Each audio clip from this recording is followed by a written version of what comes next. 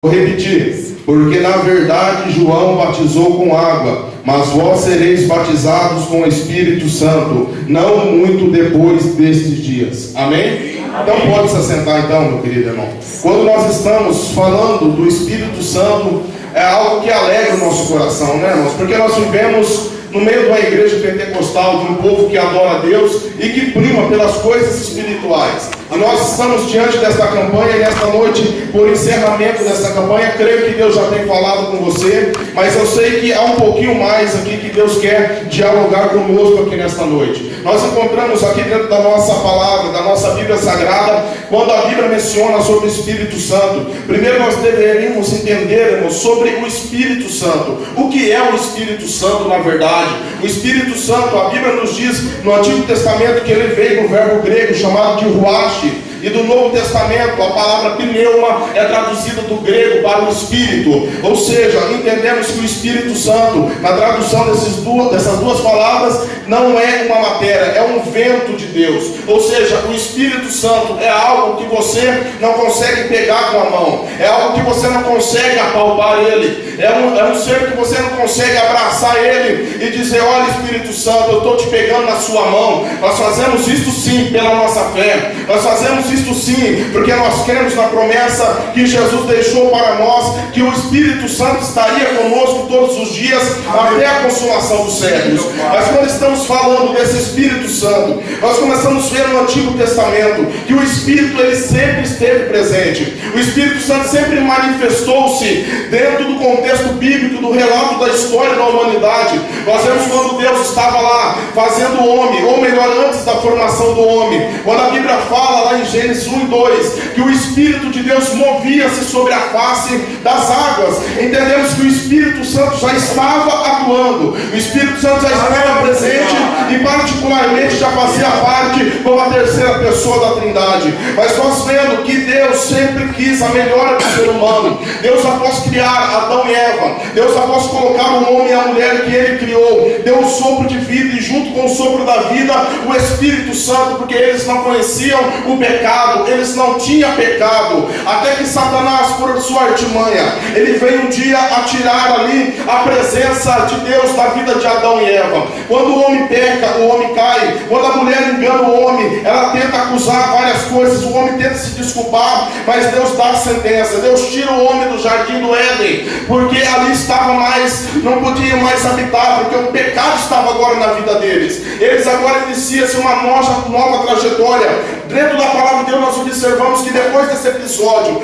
Deus começou a visitar o homem. Deus começou a dar o Espírito Santo sob medida para aqueles que buscavam. Nós vemos muitos homens que eram cheios do Espírito Santo, mas não eram batizados pelo Espírito Santo. Qual é a diferença, Claudinei? Eu vou explicar da maneira mais simples possível para você. Exemplo que eu te dou esta noite: se você pegar um copo de água, meu querido, e você encher ele de água, ele não é batizado, ele simplesmente está cheio de água, porque para ser batizado ele precisa ser submerso. Ou seja, para o copo ser batizado, mesmo ele já estando cheio de água, é preciso você afundar ele num balde maior do que ele e mergulhá-lo. Ali ele estará batizado na água, aquele copo. O Espírito Santo é da mesma maneira no Antigo Testamento. Os homens eram cheios do Espírito Santo, mas eles não eram batizados pelo Espírito Santo. Eles não tinham essa intimidade que nós temos. Eles não tinham.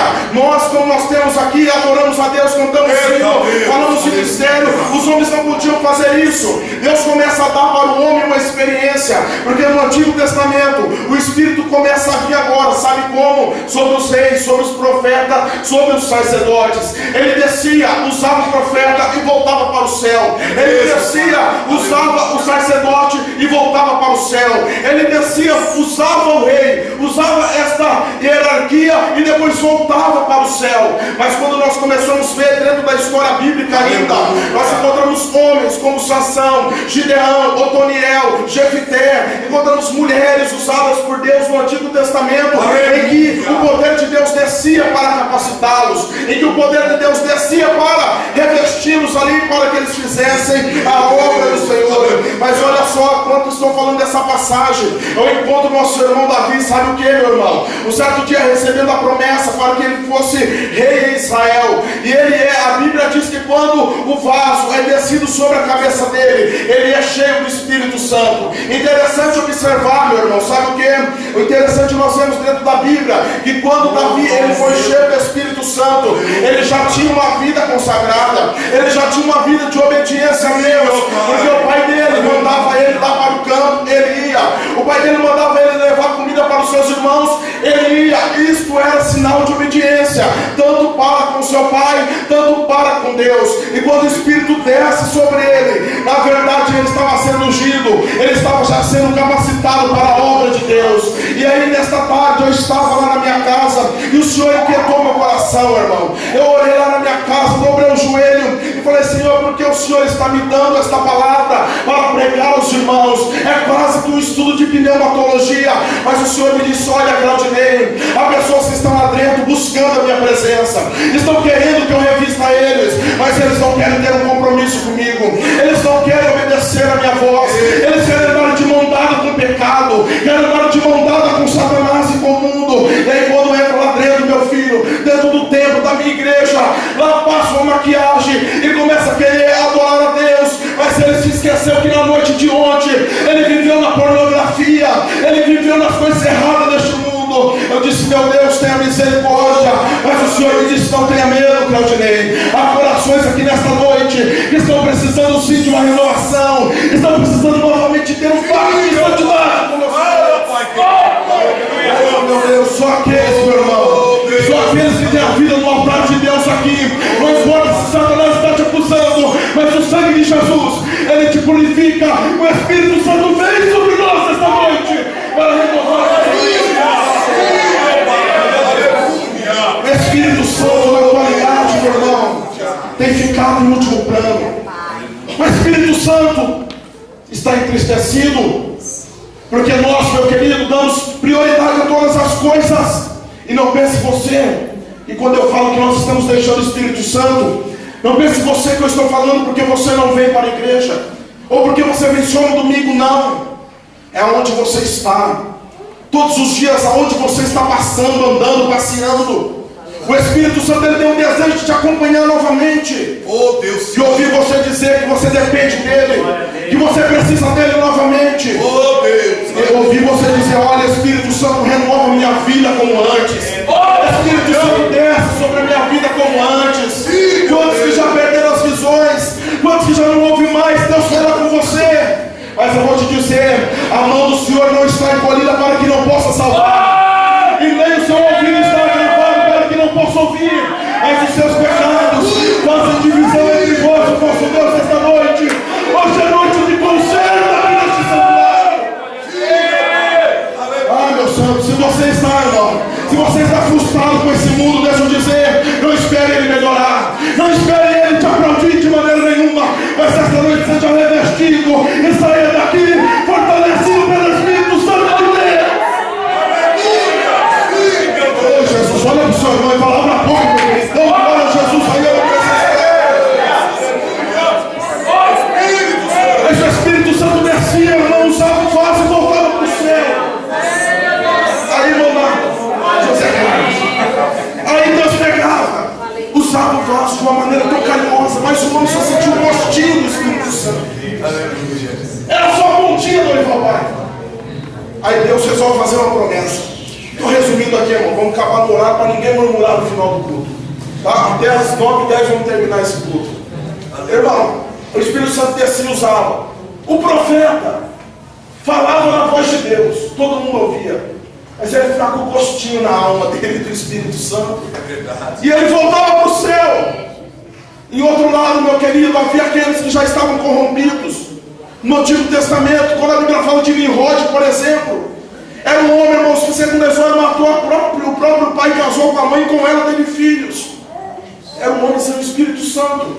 Mas nós encontramos homens como Enoque, Elias, Moisés, que andaram com Deus, e Deus levou-os para si. Aleluia. Nós encontramos ainda, querido irmão Marcos, no Antigo Testamento, esta atuação maravilhosa do Espírito Santo, quando o rei queria tomar uma decisão para tomar alguma atitude mediante a guerra, Deus descia com o Espírito Santo sobre o rei, aconselhava ele, era usado ele para alimentar o povo das palavras de Deus. Na época dos juízes, Deus usava os juízes para falar do seu projeto na terra. Mas a história se passou. Chegamos agora no livro de Joel, capítulo 2, versículo 28. Deus renova a promessa, irmão. Deus diz que, e há de ser que depois, nos últimos dias, eu derramarei do meu espírito sobre toda a carne. Vossos velhos terão sonhos, terão visões. Vossos jovens sonharão. E há de ser que ele há de ser derramado. Irmão, quando os profetas da Bíblia Sagrada, chamados de profetas menores, ele ouve essa palavra. Os Abacuque, os outros homens que escreveram livros de profetas menores, eles renovam a esperança do povo. Abacuque ouve e diz: olha, Senhor, aviva a tua obra, no meio dos anos faça conhecida. Ele começa a clamar agora por um avivamento, e Deus agora começa a fortalecer o povo novamente com a esperança de receber o Espírito Santo. Mas olha só, sabe quando você abre a sua Bíblia, meu querido? Isso é se você ler a Bíblia, né? Entre Malaquias e Mateus há uma página branca.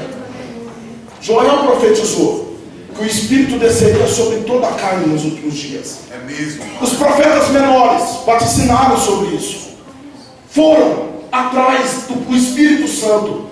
E muitos deles, usados por Deus, falavam na voz de Deus. Aleluia. Mas quando chegamos, irmãos, do livro de Malaquias para o livro de Mateus, armam uma página branca no meio da sua Bíblia. Algumas têm um estudo, outras está escrito o Novo Testamento. Essa página branca, meu irmão, significa o silêncio de Deus de 400 anos. E falar com o homem por intermédio